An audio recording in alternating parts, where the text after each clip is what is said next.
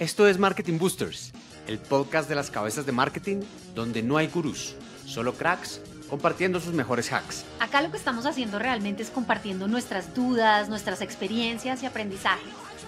Yo soy Carolina Meléndez. Y yo, Germán Giraldo, dos ex CMOs compartiendo nuestros hacks y los de otros cracks, para que no te sientas solo en este camino del marketing.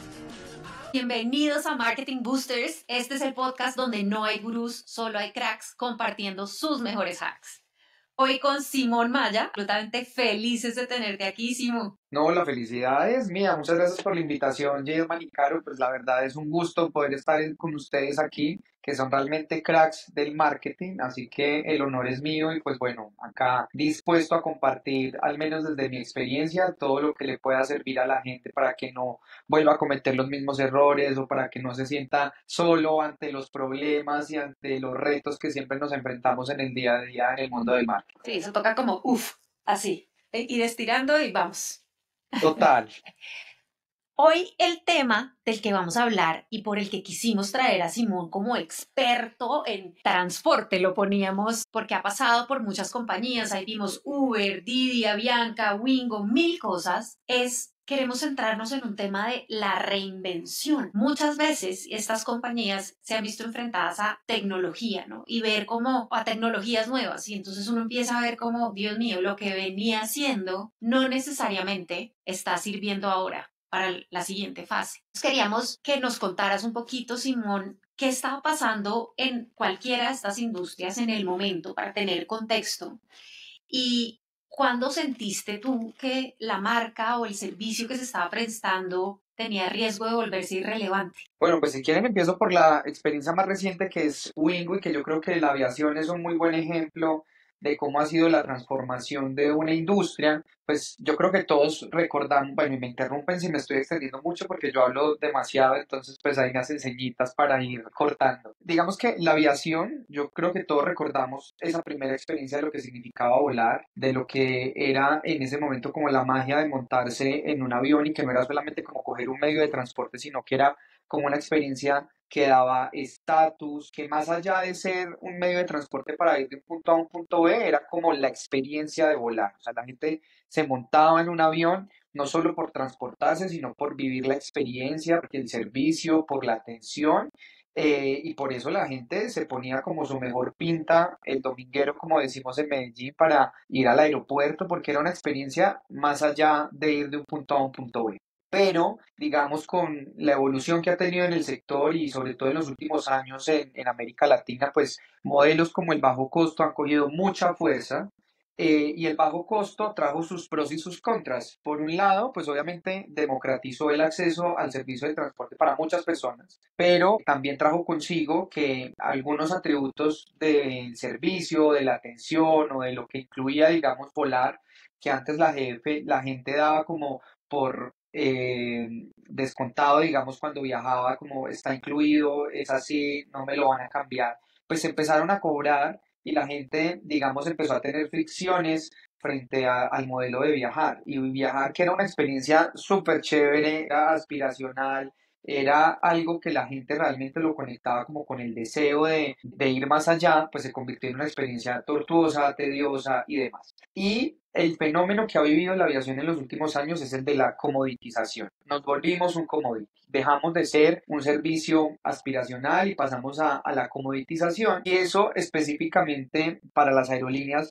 se ha vuelto en un riesgo muy peligroso porque cuando se vuelve uno en commodity y todos empezamos a tener los mismos atributos, donde no hay diferenciación, donde no hay, digamos, nada en el servicio o en la experiencia que le agregue valor, lleva a que la gente tome la decisión basado exclusivamente en el precio. Cuando el competidor tiene la posibilidad de bajar el precio tanto como lo tengo yo, pues entonces el precio bajo, por ejemplo en el caso de una aerolínea como Wingo, que somos del trabajo costo, pues deja de ser un diferencial. Y esa ha sido la transformación más grande que nosotros hemos tenido que pilotear en los últimos años, porque es como, bueno, mi propuesta de valor siempre se ha centrado en ser muy económico. Pero ya hoy todas las otras aerolíneas con las que compito también han demostrado que tienen la capacidad de poner precios tan bajos como los que nosotros ofrecemos. ¿Cómo nos vamos a diferenciar? ¿Cómo vamos a ser distintos? Buenísimo. Y un gran reto, ¿no? Porque siendo uno el abanderado del ultra bajo costo y ver que la competencia empieza a entrar en esos terrenos, pues debe generar también dolor de panza ahí, ¿no? Es como, uy, ¿ahora qué hacemos, no? Total, y ahí es donde uno dice por dónde me empiezo a comer el elefante, porque pues salen muchas ideas, digamos que la cultura de la organización, al menos la cultura del equipo de marketing está muy orientada, nosotros hablamos de precios bajos, no hablamos de nada más ni desde otro punto de vista como marca, entonces pues ese es nuestro territorio seguro, ahí estamos bien, es lo que nos ha funcionado, entonces ahí es donde uno dice, bueno, si ya no es de precios bajos, ¿de qué voy a hablar? Y digamos que uno desde el marketing a veces se montan unas campañas que uno dice, bueno, veamos qué podemos hacer creativamente, veamos qué podemos hacer diferente desde la comunicación, donde podemos tener como puntos de contacto adicionales para atraer a las personas. Pero hay un punto que para mí es muy importante y es, la comunicación puede con todo, la marca puede con todo, pero si tú al final no tienes un producto que sustente o soporte, digamos, la estrategia, pues es una estrategia vacía que se cae y que no va a dar ningún resultado. Entonces ahí viene el otro reto y es cómo el equipo de marketing también, o como marketeros, podemos llegar a influir en la organización para realmente hacer una transformación desde la base de producto, de servicio y decir, señores, es que si no nos reinventamos, si no pensamos en una manera diferente de desarrollar el producto o el servicio a futuro, nos vamos a volver obsoletos o vamos a entrar en la guerra del centavo con los competidores. Ahí es donde está lo realmente difícil. Y yo agregaría que en todo este contexto de la transformación hay otro ingrediente adicional y es que las aerolíneas de bajo costo ya cargábamos con esa imagen, digamos, un poco, o asociación mejor, un poco negativa de mal servicio, muy económica, pero el servicio es malo. Y adicional a eso, con la salida de dos aerolíneas de bajo costo en los últimos años que sucedió en Colombia, se creó desconfianza. Entonces era Salida navegar. entendido como la quiebra, como la desaparición de Exacto, esas. la desaparición y la quiebra de dos aerolíneas que tenían también un modelo de bajo costo como nosotros, y entonces le pones ingrediente adicional de la desconfianza, donde ya se convierte esto en un río turbulento de no solamente tengo el reto de demostrar que soy económico y bueno, sino que además tengo que demostrar que soy confiable y que no me voy a ir mañana del país y que le voy a responder a todos los viajeros y que las personas que compren en Wingo o en cualquiera de las aerolíneas, porque es un reto no solamente de esta empresa, sino de también las otras aerolíneas, pues saber que les van a responder y les van a cumplir. Yo O sea te que, oigo, dale, no, Germán. quería decir, o sea, tuviste una. Entonces, a ver, tú no controlas producto, ¿no? Tú controlas es comunicaciones, digamos que Marketing, hacia toda la estrategia, exacto. la marca, etcétera, pero tú no tienes injerencia, digamos, en producto, en pricing y estas cosas, ¿no? Entonces, tú tomaste lo que te entiendo es la batuta y el liderazgo de decir, oigan, señores, nos estamos quedando allá afuera sin argumentos de peso para poder enganchar a los consumidores, necesitamos reformular nuestra propuesta de valor para poder entregar, ¿no? Algo más de peso allá afuera y poder tener un diferencial. Y eso hace parte del rol de marketing. Si tú no controlas algo, lo que está en tu control, hazlo y hazlo bien, pero lo que no está en tu control y que puede afectar estratégicamente a la compañía, tuviste la valentía. Y ahí hay un hack creo que importante y es la valentía de movilizar, el CMO tiene que tener esa valentía de movilizar la organización en pro de una estrategia que sea ganadora, que conecte negocio, pero lo que necesita el consumidor. Entonces, eso está buenísimo desde ese lado. Quiero hacer un comentario adicional y es que cuando te oíamos, la situación de los hard discounters puede ser muy parecida. Todas las marcas que ahora ven en los hard discounters son Me Too, que también ofrece además pues una propuesta muy interesante que la gente está viendo bien. Entonces, no solamente en tu industria, sino en un montón de industrias de consumo masivo estamos empezando a ver la misma amenaza del mercado, ¿cierto? Digamos el mercado reinventándose. Y me encanta cómo, tú, como bien lo decía Germán, los de mercadeo somos los que sabemos qué está pasando allá afuera, qué quiere la gente y cómo podemos mantenernos vigentes. Y tenemos una labor de evangelizar eso internamente tremenda. Entonces, no esperar a que las cosas pasen, sino cómo mover los hilos allá adentro, cómo hiciste, para que te pararan bolas, para que te creyeran, para poder definir el nuevo camino. Esa es la parte más complicada. porque digamos que hay compañías que son como marketing driven y otras que no son tan marketing driven. Y por Cierto. ejemplo, si vamos a hablar de industrias, pues claro, el consumo masivo es muy marketing driven porque al final digamos que la venta, la distribución del producto depende también mucho del esfuerzo y del poder que tiene la marca y de los territorios que construye la marca para, digamos, poder cumplir con las metas que se tienen. Entonces, en compañías de consumo masivo, el equipo de marketing es como un equipo muy posicionado. Pero en las industrias de servicio, al menos desde mi percepción, porque pues podemos no estar de acuerdo y podemos debatir al respecto, pero creo que a veces en la parte de servicios es más difícil, digamos, como lograr que el equipo, pues que las empresas sean mucho más marketing driven porque digamos que tienen mucho más poder las áreas de diseño del servicio, de producto, de operaciones, porque cuando uno habla de un servicio que se tiene que entregar o en tiempo real o que tiene fallas o que tiene problemas, pues entran a jugar un montón de temas logísticos y de operaciones y de pricing que al final son como las áreas que empiezan a llevar como la batuta en la toma de decisiones. Yo creo que esa es la realidad también de las aerolíneas. Entonces, yo no voy a decir que fue fácil llegar y convencer y decir, oigan, debemos repensar nuestra propuesta de valor, porque pues detrás hay un equipo de planeación de la red que define a dónde vuelan los aviones, a qué destinos operamos, cuántas rutas podemos abrir, las frecuencias. Entonces, posiblemente decir, es que yo quiero ser la aerolínea con más destinos a Medellín, porque es que eso es lo que me están pidiendo mis viajeros. Pues posiblemente el área de planning va a decir, no, jovencito, no es así porque por diseño del producto no lo podemos hacer. Y lo mismo pasa, digamos, con otros equipos que son claves para una aerolínea como operaciones y como revenue. Entonces, lo primero que hicimos nosotros fue realmente poder mostrar en los datos de los estudios de salud de marca que nosotros hacemos, pues, cuáles son las principales barreras que hacen que un viajero al final diga no elijo o no considero Wingo por esta y esta otra razón, entender cuáles eran los efectos de mercado que nos estaban afectando, porque al final había mucha gente que sí, se identificaba con la marca, con el mensaje,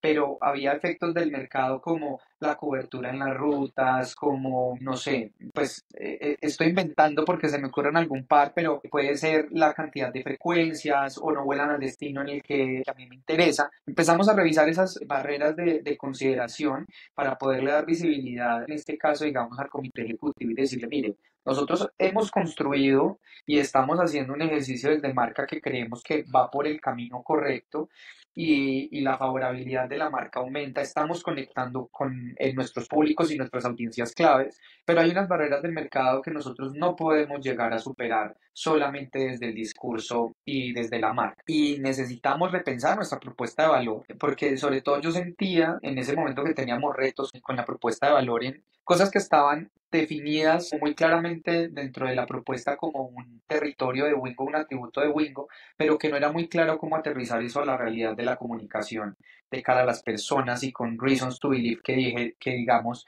fueran como un testigo, un testimonio, un validador de sí, Wingo es buena onda por esto.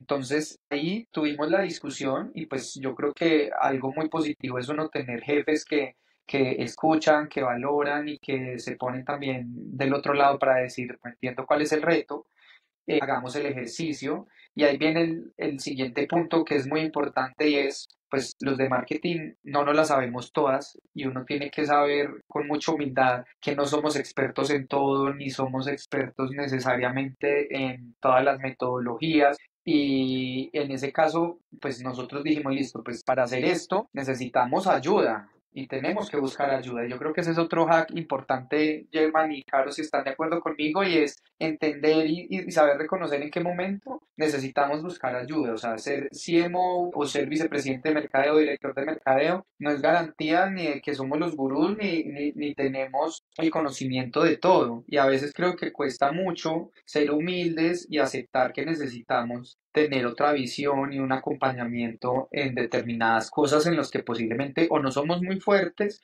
o estamos demasiado sesgados como para poder ver más allá. Y en ese caso, pues nosotros decidimos buscar ayuda, súper acompañados por el equipo de Flybus que nos encantó, digamos, con toda la experiencia que tuvimos trabajando con Flybus, en entender muy bien y hacer un análisis de cómo está el negocio, cómo están los competidores, qué quiere el consumidor, qué ofrece la competencia, cuáles son esos espacios vacíos que hay en el mercado que nosotros podríamos llegar a llenar y así fue como avanzamos en el proceso. Buenísimo. Yo, o sea, aquí Aquí, entonces, primer hack, la valentía de decirle a la organización, oiga, oiga, ojo, vamos por el camino que no es, paremos y revisemos. Dos, la humildad de decir, oiga, no sé cómo abordar esto todavía, necesito pedir ayuda y es importante pues pedir Alzar la ayuda mano. porque ya alguien ya lo ha hecho de pronto o tiene la metodología para hacerlo Y y tiene poder una mirada hacerlo. distinta desde otras industrias que también Claro. enriquecen un montón. Yo le sumaría, ya que metimos ese tema de una ayuda externa, lo que nosotros hacemos es que cuando tú estás movilizando la organización hacia adentro, probablemente tú ya agotaste todas tus instancias, todos tus argumentos y a veces la mirada externa de un tercero que abre discusiones, que pone argumentos distintos sobre la mesa, logra conciliar algunas cosas para que puedan tomar una decisión en la que todos se sientan cómodos para seguir. En esa reinvención, ¿cómo, cómo tuviste o qué fue lo primero que hubo que ajustar? Digamos, una vez ya pudieron definir, para acá vamos. ¿Cómo sigue ese proceso? Bueno, pues después de eso, lo importante era entender qué quiere el consumidor y qué estamos nosotros satisfaciendo en ese querer del consumidor y qué no. Y con datos, y creo que fue un proceso muy chévere porque nosotros aprendimos incluso muchas cosas que no sabíamos de nuestros clientes y no quedábamos como por sentado. Entonces creo que abrir esa puerta de repensar la propuesta de valor, de repensar como esos territorios de mi producto que yo quiero que le llegue a X o Y persona para satisfacer X o Y necesidad, pues también fue un ejercicio muy valioso para poner y cuestionar muchas cosas que dábamos por sentadas desde el equipo de marketing y volver a preguntarnos, bueno, ¿cómo ha cambiado el comportamiento del consumidor con respecto a su frecuencia de viajes, duración de viajes, con respecto a tantas cosas que suceden en la mente de un viajero y que uno, digamos, por estar en el día a día, pues no se detiene todo el tiempo para decir esto cómo está evolucionando, cómo está cambiando. Entonces creo que ahí nos dimos cuenta de muchas cosas que estaban cambiando en el comportamiento del consumidor, en la manera como toma decisiones, como elige, digamos, como la mejor opción para volar. Y el proceso continuó en generar las discusiones involucrando a todas las áreas que tenemos que construir y desarrollar una propuesta de valor. Y ahí está el equipo de digital, de experiencia, de marketing, de operaciones, de aeropuertos, etcétera, porque al final una propuesta de valor no es solamente lo que el equipo de marketing o experiencia pintan en un PowerPoint, sino que es lo que a todos como organización nos toca ponernos la camiseta y ejecutar y llevar a la realidad en el día a día y requiere del compromiso de cada una de las áreas y la mejor manera de uno generar compromiso en las áreas es involucrándolos desde el principio en el diseño. No puede ser un tema de yo lo hago aquí con mis consultores, nos imaginamos esto es lo que hemos definido, implementa, sino que tiene que ser con toda la cantidad de voces y puntos de vista posibles también dentro de la organización para decir, sí, yo me comprometo a que podemos entregar eso, a que podemos dar eso que estamos diciendo y poniendo en ese PowerPoint que nosotros le vamos a dar a nuestros clientes. Entonces, Dos el boosters primer paso ahí, fue eso. dos boosters ahí. Booster número uno, que parece absurdo, pero ay, no sé por qué me salen las reacciones. Porque eres muy emotiva.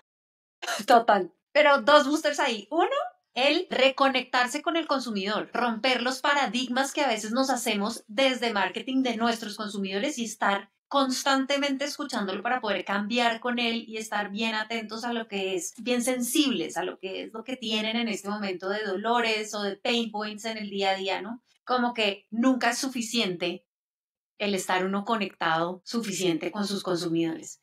Y segundo booster, co-crear con su equipo interno la solución para poder tener a todo el mundo montado en el proyecto me parece fundamental. Es una de las cosas que en mi experiencia también ha funcionado mejor. Sí, y a veces nos da miedo co-crear con distintos, porque creo que lo Sí, más fácil cuando uno tiene el poder, digamos, de dirigir un espacio o un proyecto, es decir, no, yo no voy a invitar a Julanito porque ya sé qué va a decir, ya sé por dónde va a empezar, yo sé cuáles son las barreras que va a poner. Y realmente uno lo que está haciendo ahí es dilatar un problema y una discusión para el futuro. Lo mejor es, entre más distintos, más diferentes y puntos de vista incluso más encontrados tenga uno dentro de la organización, juntarlos desde el principio para poder encontrar territorios comunes y poder construir algo que sea lo suficientemente poderoso. Sí, Total, eso nos...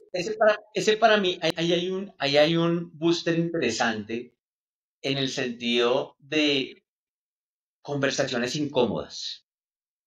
Todos nos hemos enfrentado, yo personalmente, menos que Caro también, y como lo está planteando, en que uno siempre tiene, ¿no? Esas conversaciones incómodas con alguien internamente de su área o de un área externa en donde uno dice, me tengo que sentar con esta persona y tenemos que hablar de un tema que es incómodo porque esa persona piensa A y yo pienso B y es incómodo. Pero Simón está contando algo acá muy cierto y yo soy de esa teoría también es, hay gente que le gusta dilatar esas conversaciones, le gusta no dilatarlas, evitarlas y hacen, como digo yo, una guerra fría, ¿no? La guerra fría allá interna, entonces yo jalo para mi lado, pero no le digo a esa persona que estoy jalando para el lado contrario de él y el otro jala para su lado, ¿no? ¿Y qué mejor que hablarlo, como decimos en Colombia, calzón quitado, frente y limémoslo de una vez esas asperezas y eso que de pronto no estamos de acuerdo, pero llegamos a acuerdos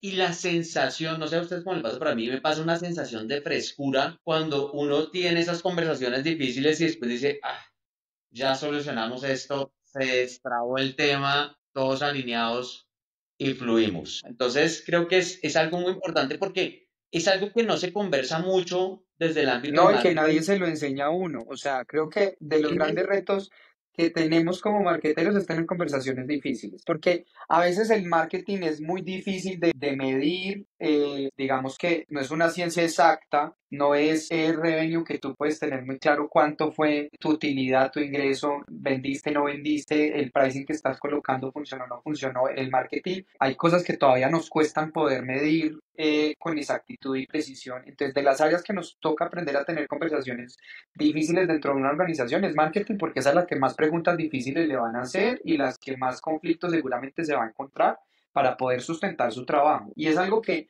nunca nos enseñan y que nunca nos preparan para poder abordar conversaciones difíciles. Y yo no sé si esto sea un hack o no, pero igual lo voy a compartir y es yo soy una persona que me encanta tener conversaciones difíciles. De hecho, cuando veo que a alguien le cuesta, yo las propicio. Yo aprendí eso en Uber, algo que me encantó de trabajar en Uber, que pues teníamos un equipo muy gringo, ya que realmente eran súper ejecutivos para tener las conversaciones. Los latinos somos más pensando en no ofender al otro, en yo no quiero hacerte sentir mal. Y es Más que una emocional. conversación difícil no es tener que hacer sentir mal al otro, es simplemente plantear objetivamente que hay un problema, que hay un reto, que hay visiones distintas para asumir ese reto y cómo podemos trabajar juntos y mejor. Entonces yo aprendí a tener conversaciones difíciles en Uber, pero adicional, y esto lo aprendí una de las mentoras, digamos, de vida más importantes que yo he tenido, en esas conversaciones difíciles, tal vez la recomendación clave que yo daría es, uno tiene que ser duro con los problemas y suave con las personas. Creo que el reto en la aproximación en una conversación difícil es cuando la gente dice, es que Julanito de tal me dijo, hizo tal cosa. No, empezaste mal. Hay que empezar primero duro con el problema. Tenemos un reto con tal situación. ¿Cómo lo vamos a resolver? Porque si empezamos a buscar culpables, a señalar personas, pues claro, ahí es cuando realmente la conversación difícil se va por el lado que no. Le voy a sumar algo que Germán y yo usamos mucho en nuestro día a día de trabajo y de trabajo con organizaciones y es, vamos a encontrar el villano común. Ujú. ¿Qué significa el villano común? Cuando estamos teniendo una conversación difícil, probablemente lo que tú dices, tú ves en el villano la otra persona. Pero resulta que el problema está más grande. Es el problema, no es la persona. Y cómo tenemos nosotros un objetivo común y un villano común. Los dos estamos buscando algo y los dos queremos llegar a algo y tenemos que superar algo que probablemente ambos queremos superar. Entonces, eso me Así parece, es. me parece 100%. Está muy bueno, porque además, cuando las situaciones se ponen difíciles en el mercado, eso retumba al interior de la compañía. Las situaciones también se ponen difíciles al interior, las conversaciones se Ujú. ponen más difíciles, el estrés aumenta, la ansiedad aumenta, y ahí es donde más uno tiene que tener cabeza fría para tener este tipo de conversaciones y poder sacarlas adelante, porque la situación afuera se resuelve cuando la situación adentro se resuelve, Se ¿no? Es resuelve. como vámonos al tema humano un poquito tú no puedes estar bien con los demás si no estás bien contigo mismo. Y si la organización al interior no está bien consigo misma, dentro de las interacciones que tiene, no va a estar bien ofreciendo algo allá afuera y que los consumidores quieran tener. Entonces estaba muy bueno ese hack. Simón, en este camino del transporte que se ha metido tanto la tecnología que cambia todo el tiempo, ¿ha habido algún momento en que tú digas, uy, esto cambió más rápido que nosotros? ¿Cómo Pues me todos los monto en ese días. tren? ¿O todo se empieza? Pues todos los días, y creo que el ejemplo que compartí ahorita es uno de los más relevantes, al menos desde el punto de vista de la aviación.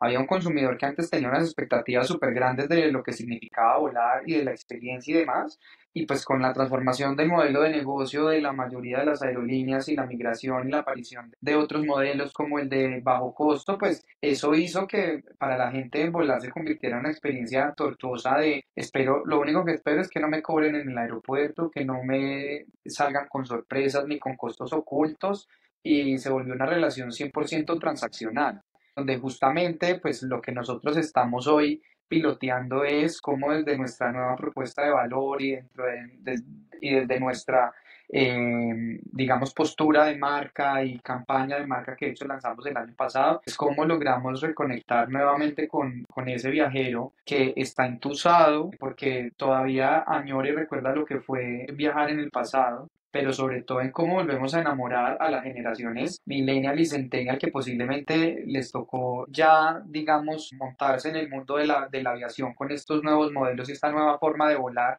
y que para ellos la realidad actual es lo que siempre ha existido y que no añoran, digamos, como ese pasado donde volar era una experiencia, sino que para ellos de por sí ya viajar es parte de la cotidianidad, ir de un lugar a otro y como me salga más barato y donde pague menos, y no me importa por cuál aerolínea estoy volando, sino la que mejor resuelva el tema del precio, el horario y la fecha en la que yo necesito volar. Esa es la transformación como más significativa. Y pues en el lado de ride sharing, cuando tuve la experiencia de trabajar en Didi y en Uber, pues ahí vivimos también una transformación muy grande en el consumidor, porque si ustedes recuerdan, antes de que llegaran las aplicaciones de movilidad, muchas personas no salían simplemente por el miedo a cómo voy a llegar a mi casa, cómo cojo un taxi, cómo vuelvo a casa. Había personas que llovía y uno llamaba a la línea de taxis y sonaba ocupado porque las líneas estaban caídas.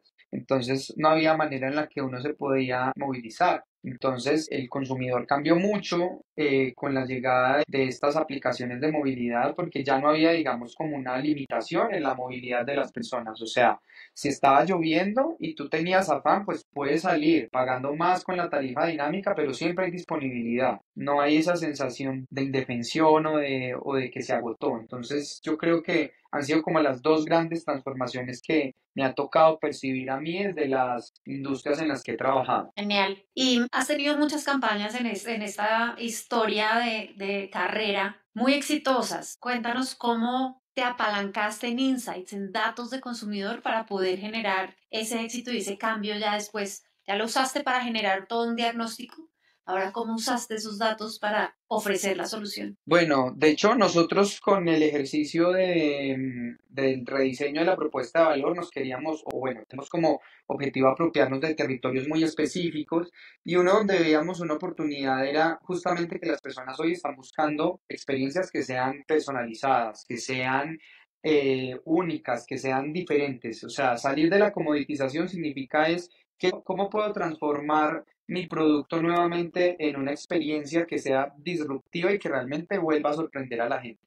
Que ese es uno de los mayores retos que tenemos hoy, porque hay tantos estímulos desde la inteligencia artificial, desde la tecnología, que sorprender a la gente es cada vez más difícil y es incluso a veces una tarea imposible. Es como el efecto Nueva York, que la gente dice, no hay nada más difícil de sorprender que un neoyorquino, porque cuando tú ves una ciudad como Nueva York, que tienes todo a la mano, el escenario de todas las películas que se hacen, digamos, en el mundo, que tienes, digamos, de primera mano tantos estímulos a tu alrededor, pues el neoyorquino es de los más difíciles en sorprender. Y yo creo que ese efecto Nueva York está trascendiendo a todas las personas en el mundo, pero hay algo que nosotros descubrimos en todo este ejercicio de propuesta de valor y es que la gente sí está buscando experiencias que sean únicas, personalizadas y que sean completamente disruptivas a lo que viven en la realidad. Y de ahí salen ideas del producto como Destino Oculto, que cambió, digamos, como la lógica de cómo funciona la aviación. Digamos que en un proceso de compra normal, el cliente siempre tiene el poder porque tiene la capacidad de poder elegir la Cuéntale fecha. a los que no conocían, a los que no conocen Destino Oculto rápidamente, ¿cómo era que funcionaba? Perfecto. De hecho, iba a eso. Entonces, partamos de cómo funciona, digamos, una relación entre una aerolínea y un pasajero. El pasajero tiene el poder en el 100% de las oportunidades cuando quiere cotizar un tiquete porque elige la ruta, tiene muy claro el destino, tiene la posibilidad de elegir el horario y el día y elige también las opciones tarifarias que mejor le funcionan. Y adicional a eso, pues puede elegir el hotel y las actividades en ese viaje que va a realizar. Entonces es una experiencia donde el cliente tiene el control. Destino Oculto, nosotros cambiamos la lógica de cómo funciona esa relación porque es básicamente una experiencia donde el cliente nos da el 100% del poder de decisión a nosotros como aerolínea. La persona no sabe a qué destino va, no sabe qué actividades va a realizar, no sabe en qué hotel se va a hospedar, no sabe si es clima frío o clima caliente. Solamente tiene una cosa claro y es las fechas en las que va a volar, de ida y de regreso, el horario en el que va a volar y el valor de lo que cuesta, digamos, el 100% de la experiencia. Pero más allá, es una experiencia a ciegas y fue un proceso absolutamente exitoso. Lo vendimos en menos de 24 horas. El vuelo, digamos, que se ha vendido en menor tiempo en la historia de la aviación y es justamente porque nosotros supimos entender y leer muy bien qué es lo que está buscando la gente para volver a sorprenderse y volver a conectar con emociones que antes no sentía. Y esto no es algo que suceda únicamente, muchas gracias a mi club de fans, y esto es algo que no solamente sucede en la industria de la aviación, nosotros no nos estamos inventando algo nuevo ni algo que haya sido mágico, porque la gente también a veces piensa que no, esas ideas brillantes o solamente se le pueden ocurrir a genios o a personas que son brillantes. Yo no tengo la capacidad de llegar a una idea así en mi negocio o en mi industria, pues que mi industria es muy diferente. Y la realidad es que no, cuando uno tiene la capacidad de leer y entender muy bien qué es lo que está buscando el consumidor y hace el ejercicio de pensar en si yo quisiera poder llegar a satisfacer desde mi producto o servicio esa necesidad de ser sorprendido, ¿qué pudiera ser distinto, diferente, único, disruptivo para poder cautivar a ese cliente? Y hoy lo que vemos es que hay una tendencia enorme de cenas ocultas. Hay personas que ofrecen cenas ocultas y es básicamente bajo la misma lógica de destino oculto, de tú compras el cupo para ir a un lugar donde vas a vivir una experiencia gastronómica única, no vas a saber cuál es, vas a estar con desconocidos y la gente está yendo a ese tipo de experiencias. Se ofrecen aquí en Bogotá, en Medellín también. En Europa hay una aplicación donde también tú sales a comer con desconocidos, o sea, no es una aplicación de citas como para conseguir el amor de tu vida, sino que es una aplicación para conseguir amigos y entonces se ponen de acuerdo, pues ahí no sé, como 8 slots por cena, la gente reserva, va y conoce gente y eso también parte de esa lógica de lo desconocido. Entonces yo creo que las campañas sí deben basarse claramente en insights del consumidor. El consumidor pide a gritos de las marcas cosas nuevas, distintas. Sus necesidades de autorrealización y de imagen también varían todo el tiempo. Y yo creo que lo que estamos viviendo hoy es un consumidor que está saturado con todos los estímulos y tecnológicos de inteligencia artificial nativos que hay a su alrededor y está buscando experiencias realmente únicas que diga, yo viví algo que pocas personas en el mundo han tenido la capacidad de explorar, de vivir, de tener de primera mano.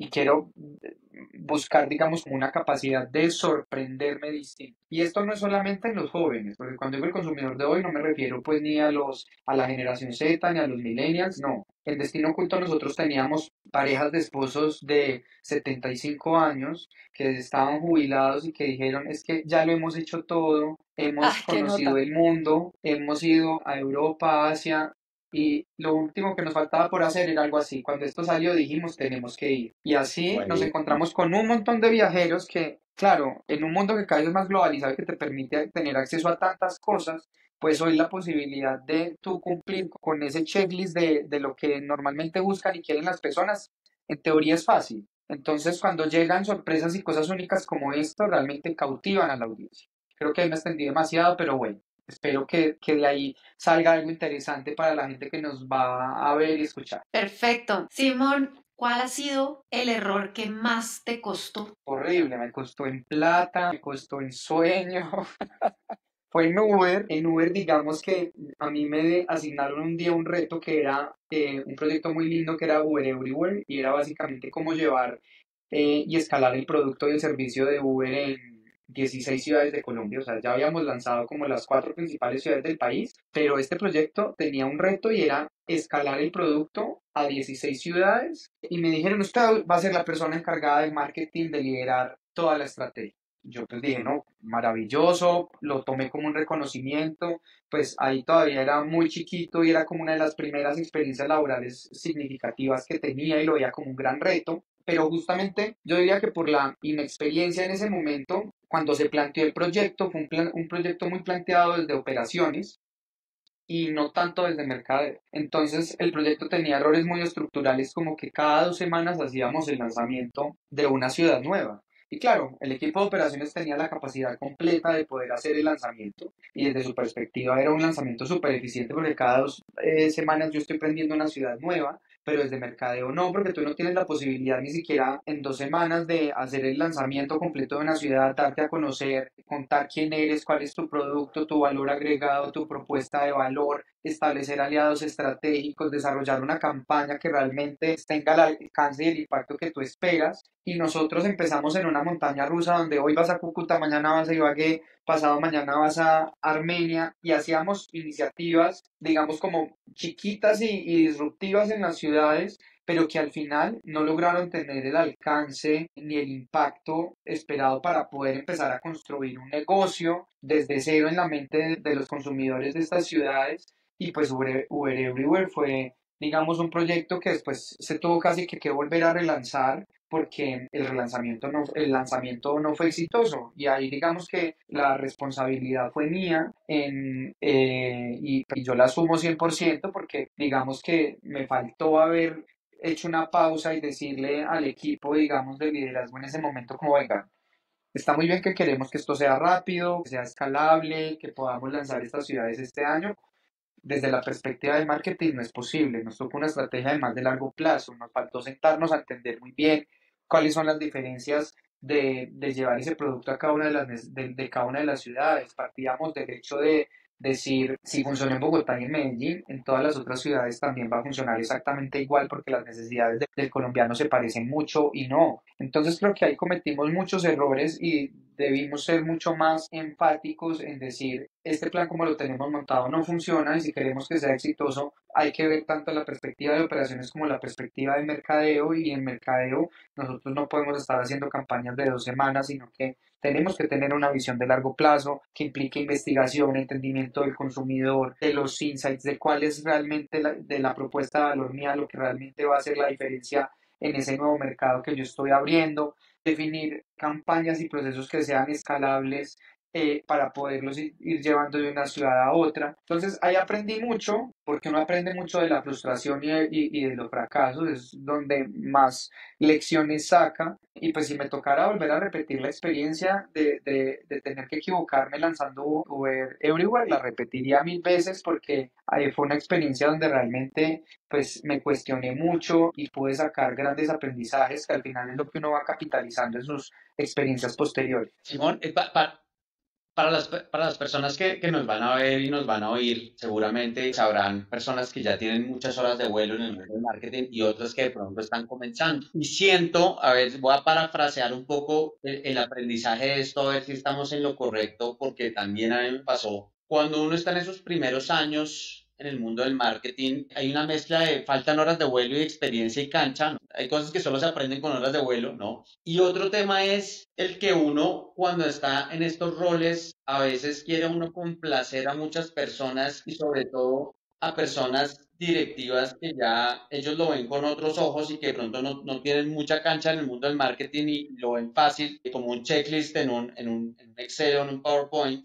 es una mezcla de las dos lo que te pasó, es decir, como, oiga, me faltó cancha para saber que el tiempo era muy corto y me faltó un poquito de seniority también y de pararme al frente y decir, oiga, señores, lo que ustedes están imaginando no es así, ¿es una mezcla de esas dos o faltaría alguna? Sí, yo diría que justamente es una mezcla de esas dos cosas y le agregaría algo adicional y es también confianza en la propia voz. Yo creo que cuando uno está arrancando y está empezando, pues tiene el síndrome del impostor, que yo creo que nos sucede a todos, pero cuando uno está chiquito le sucede mucho más y es porque uno dice, "Pues, pucha, si mis jefes y los directivos están pensando en esto, yo pienso que ellos no están en lo correcto o yo tengo algo que decir, pero posiblemente lo que yo tenga que decir no es tan importante y tengo miedo o a ser juzgado o a no tener la razón o a decir algo que no es. Entonces yo creo que también es una falta de confianza, digamos, como en la opinión propia y en el criterio propio. Y yo creo que hay algo muy importante para las personas que nos están viendo y que posiblemente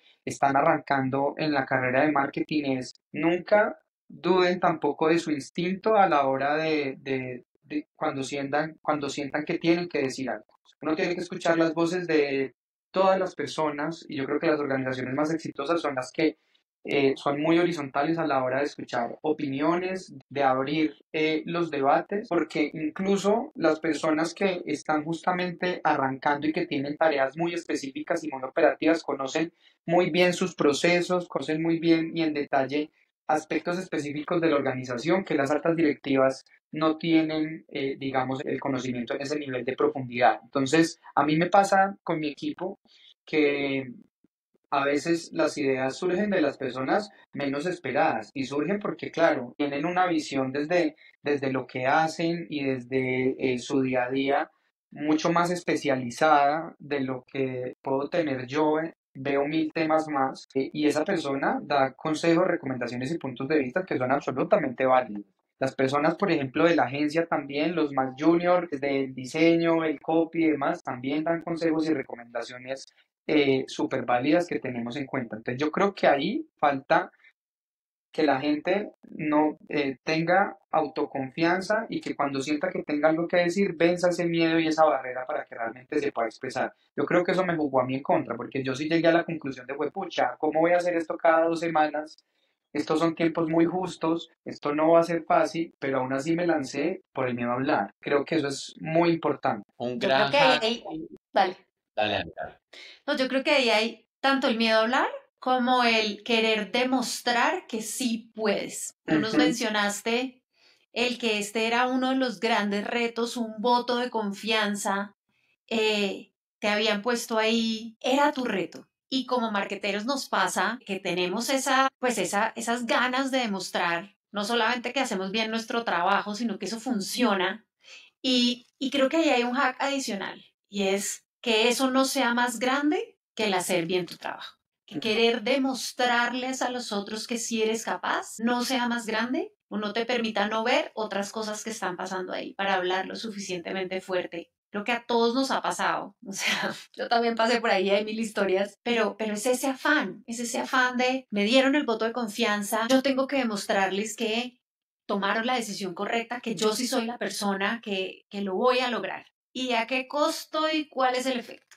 Entonces, De tengamos en acuerdo. cuenta que ese es uno de los criterios y si lo podemos hacer más consciente, pues es más fácil de sobrepasar. Totalmente, buenísima, buenísima reflexión. No, pues buenísimo, eso está muy bueno porque eso es lo que a veces le falta a uno oír. Si yo en mi época hubiera oído esto también comentando, uno tenía, me acuerdo que estaba en reuniones y decía, deberíamos hacer esto, y me lo decía internamente, ¿no? Y después mi jefe decía, claro, deberíamos hacer esto. Era lo mismo que yo había pensado, yo, pucha, pero ¿por qué no lo dije?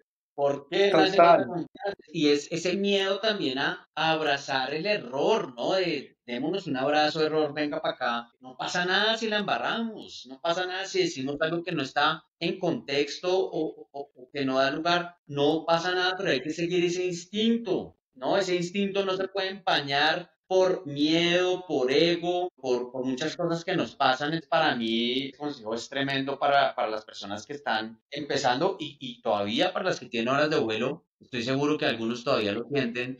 por allá adentro en una junta ¿no?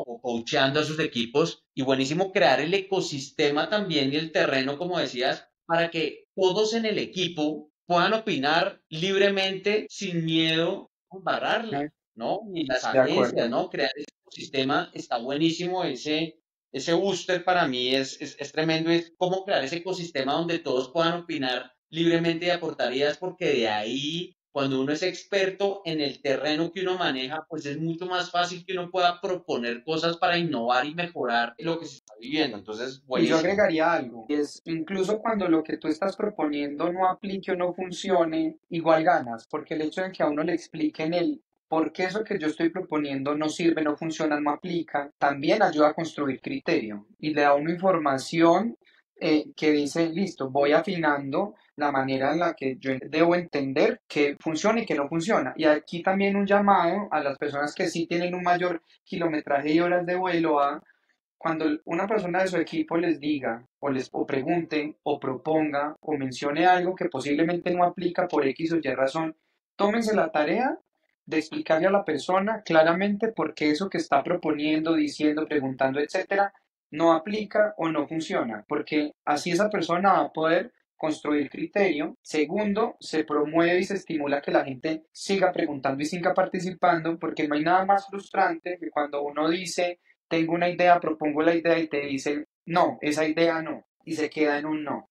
O Que ya puede la que detrás hicimos. haya argumentos, pero si no se explica, exacto, pero si no se explica el por qué, que hay temas regulatorios, hay temas de mercado, hay temas de tantas razones por las cuales una idea que puede ser muy buena, pero no se puede llevar a la realidad. Si uno no la explica, pues eso genera la reacción contraria en la persona de, no, pues es que yo siempre que doy una idea nadie me pone atención, entonces prefiero guardar silencio. Y háganlo también con sus agencias, con los proveedores. O sea, creo que hay un tema muy nocivo en el marketing y es que a veces las agencias le tienen miedo a los clientes. Uno con las agencias tiene que tener una relación casi que de novios. O sea, hay picos de amor, picos de estrés y de tensión, pero es una relación amorosa al final del día y es una relación que se tiene que basar en la confianza y en la transparencia. Y creo que a veces las agencias vienen con ideas puestas muy buenas que por X o Y razón no se pueden llevar a la realidad y la responsabilidad de uno como cliente es poder explicarles por qué no, porque si no lo que uno lo que está haciendo es desestimular las proactividades, la creatividad, la innovación y para eso uno tiene aliados. Simón, Total, perdón, solo Caro, una última reflexión que de hecho quiero aportar acá desde hace unos meses que he venido pensando y es que creo que hay dos constantes en la vida y esta conversación me detonó esa reflexión y es, creo que uno nunca para de aprender y uno nunca para de enseñar, ¿no? Entonces, y eso, pues digamos que tengo dos hijas y me pasa mucho, y uno se da cuenta constantemente en la vida que la vida es mucho de aprender, sobre todo en esas primeras etapas, pero después cuando ya vas tomándolas de vuelo, nunca paras de enseñar, porque además tu equipo rota, ¿no? Entonces llegan nuevas personas al equipo y tienes que volver a enseñar, digamos, lo que sabes y como que no es que, yo le enseñé a estas personas lo que sé y ya, no, y después llegas a una nueva compañía y a un nuevo reto y vuelves a enseñar lo que sabes, pero también a aprender de ese nuevo reto, de esa nueva categoría, de lo que Y a tienes que veces hay que desaprender también y soltar dar. aprendizajes pasados que ya no sirven, que ya no aplican. Totalmente, entonces es como que si a usted no le gusta aprender, se jodió, porque la vida es aprender todos los días. Y si no le gusta enseñar, pues se jodió también, porque todos Porque los tiene que días enseñar, total. hay que enseñar de alguna forma en el día a día. Entonces está bueno. Simón, para ir cerrando, un par de preguntitas. La primera, ¿qué consejo te darías a ti mismo hoy? ¿Qué consejo me daría a mí mismo hoy? Qué pregunta tan difícil. Pero yo creo que ser menos miedoso. O sea, yo soy una persona que si ustedes le preguntan a mi familia, a mis amigos, dirán que soy la persona más atrevida, más lanzada, menos conservadora, digamos, para tomar decisiones y que soy una persona que se lanza al ruedo. Pero al final yo creo que a lo largo de mi carrera y mi vida sí hay como miedos que no he logrado desbloquear y que posiblemente si yo los hubiera desbloqueado estando más joven, pues sería una persona completamente diferente. Eso no quiere decir que hoy no me guste la versión de mí mismo que tengo, pero hoy, por ejemplo, yo pienso mucho por el tema de la estabilidad y demás, es decir, pues, pucha, quiero irme y atender un bar, un restaurante en Italia o en España, o quiero darme un año sabático viajando por Europa, que hoy posiblemente es una decisión que me costaría mucho trabajo desde la estabilidad, pero que la pude haber tomado en su momento cuando tenía 22 años o 20 años y que simplemente por miedo no lo hice y hoy posiblemente podría ser una versión mejor de mí mismo si lo hubiera hecho. Entonces, el consejo que yo me daría es, hombre, sin miedo al éxito. Creo que uno tiene que encontrar todos los días razones para seguir sus sueños, para seguir sus metas, sus objetivos. Y lo que hoy sí hago es que hay miedos que ya no desbloqueé porque eran del pasado, pero a futuro, digamos, o lo que se venga enfrente, pues sí tengo mucha más claridad de cada que aparece un nuevo reto y donde uno duda y donde uno tiene el síndrome del impostor y demás, yo digo, no, Simón, no nos vamos a dejar llenar de miedo, vamos a hacerle. Entonces creo que a mí hoy, a mi versión del pasado le daría ese consejo, pero creo que es un consejo que hoy ya me he dado a mí mismo y he venido aplicando bien. O sea, cuando a mí me ofrecieron, por ejemplo, llegar a Wingo, me llené de miedo. Yo había liderado y había tenido equipos, pues roles de liderazgo en empresas anteriores de áreas muy específicas, pero nunca había liderado un equipo 360 de marketing y de cosas que, claro, yo conocía, pero no era experto y me llené de mucho, mucho miedo. Pero después yo dije, Simón, deja la bobada, como dice Germán, uno siempre tiene que estar enseñando y siempre tiene que estar aprendiendo. Y en esta etapa hay muchas cosas que te va a tocar aprender. Y pues gracias a eso, pues me lancé y creo que hasta el momento ha sido la mejor decisión porque pues en esta empresa he logrado construir una carrera y un camino que profesionalmente me cambió en muchas cosas o me ha cambiado en muchas cosas. Simón, eso está buenísimo y gracias por mostrarlo tan francamente. Creo que voy a decir el 99.9% de los que nos están oyendo en este momento, oyendo, todos tenemos miedos, traumas, heridas, todos tenemos algo allá adentro que tenemos que superar. ¿Qué hack nos darías de qué te sirve a ti para superar esos miedos? ¿Qué haces? Que creo que ahí es donde está, porque todos vamos a sentir lo mismo y todos lo hemos sentido en algún momento, pero chévere oír de alguien de, oye, ¿usted cómo supera eso? ¿Cómo hace para tener un miedo en su cabeza y transformarlo en acción? Eso es de lo más difícil de hacer, pero yo creo que para eso se necesita tener valor. Ya no me acuerdo quién lo dijo, pero el valor o el coraje no es la ausencia de miedo, sino el conocimiento de que hay algo más grande que el miedo. Después busco la cita y les digo quién es, pues se la ponen ahí, pero no hay nada que te ayude a vencer el miedo más allá del valor, porque el miedo es incertidumbre, el miedo al final, tú no tienes una respuesta para decir, no, es que yo no le tengo miedo a eso cuando realmente sí es algo que te afecta y es porque el miedo al final tiene algo innato en sí mismo y es la incertidumbre, el temor a lo desconocido, eh, y lo único que te puede sacar de ahí para vencer ese miedo es tener el valor y la valentía de decir, debe haber algo más allá del miedo. Y cuando logre superar este miedo voy a poder llegar a desbloquear esta habilidad, esta capacidad, este reto, este objetivo. Entonces, toca ser valiente, O sea, encontrar esa fortaleza y ese valor interno para sacar la valentía de decir, quiero hacerlo. voy a tomar entre líneas lo que estás diciendo y es más bien pensar en el premio de lo que voy a obtener al desbloquear este miedo, ¿no? En pensarlo en positivo y decir, claro, si yo asumo este reto en Wingo de un equipo grande que nunca he liderado y que de pronto en Voy a una ganar categoría eso. tan experto, lo que sea, es más bien cuánto voy a aprender de este nuevo reto y eso cómo va a generar una construcción de experiencia y hoja de vida que me va a llevar al siguiente reto, ¿no? De Pensar en acuerdo, ese premio. Y yo sumaría uno más y es enjoy the journey. de acuerdo, total. Estamos muertos de miedo. Eh, a veces cuando pensamos en el premio y en la expectativa, eso también nos genera un poco de ansiedad. Entonces, una de las cosas que a mí me ha servido es dar el primer paso. Ya, cuando uno da el primer paso, como que arranca a caminar y empezar a tratar de disfrutar el camino. Muchas veces no se logra, pero saber que es un camino, que es un proceso, que uno no se la sabe todas en el inicio, creo que también puede ser valioso en ese sentido. Y ahí, pues yo no soy el hombre de las frases, no vayan a creer que es así, pero ahí hay otra frase con lo que tú dices que a mí me encanta porque yo tengo como mis máximas de vida que anoto para recordar y no Uy, perder yo el también, rumbo. yo hago igual. Tengo como 600 celulares escritas, después se las mando. Ah, no, me ganó, usted me comparte, a ver si puedo copiar Lo y que pegar tienes de un ahí. libro. Eduardo Galeano escribía y decía, la utopía es como la línea de horizonte que tú caminas 2 pasos, ella se aleja 2 pasos. Caminas 2 pasos y se aleja 2 pasos. ¿Para qué sirve la utopía? Para caminar. Entonces, los retos y los objetivos que uno a veces se plantea posiblemente no los va a alcanzar ni los va a conseguir como los planteó, como los soñó y demás, pero en la medida en la que uno disfrute el viaje, como dice Caro, y se lance y tenga muy claro a dónde quiere llegar y cuál es el premio se puede alejar, se puede transformar, puede cambiar, puede incluso desaparecer, pero ya has recorrido y caminado lo suficiente para aprender un montón de cosas, para conocer un montón de cosas, y ahí es donde está lo más valioso, en la experiencia, en el camino, lo que realmente le da valor a un triunfo y a un éxito es el mérito de habérselo ganado, y el mérito es eso, el camino recorrido. Cuando a uno se gana un premio sin ningún mérito, pues ¿qué valor tiene ese premio? Que nadie te quite lo bailado, como decimos nosotros. Exacto, total.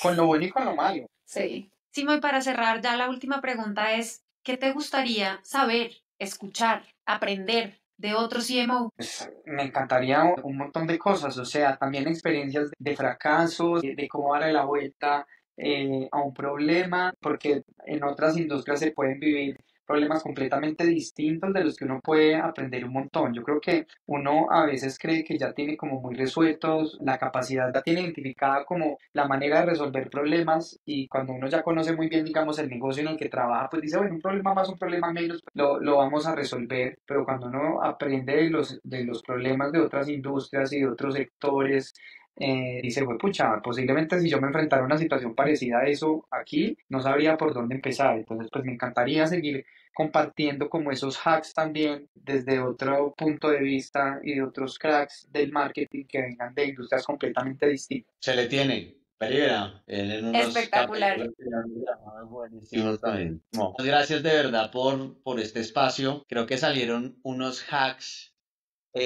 tanto para la vida personal y unos boosters para ese mundo del marketing tremendos. O sea, de verdad, súper enriquecedora la conversación. Y bueno, pues nada, acá esta siempre será tu casa y nada, pues qué bueno de verdad contar con marqueteros que primero que todo son personas y son personas buenas, personas que tienen un centro, que tienen un conocimiento y un autoconocimiento, porque para contar todo lo que estás diciendo se requiere también de llevar un proceso de aprendizaje, ¿no? Al interior y haber Así es. reflexionado de cómo comporta uno y cómo llevar eso al siguiente nivel y ir desbloqueando miedos.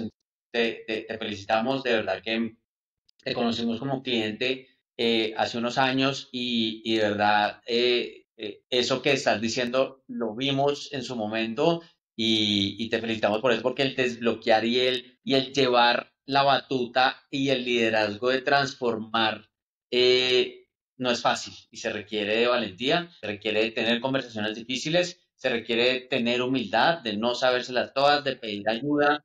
Bueno, hay un montón de cosas que hablamos acá y que eres una persona que enseña, pero también no para de aprender y desaprender. Felicitaciones de verdad. No, para mí un placer. Antes, muchas gracias por esta invitación. Para mí es un gusto compartir con ustedes.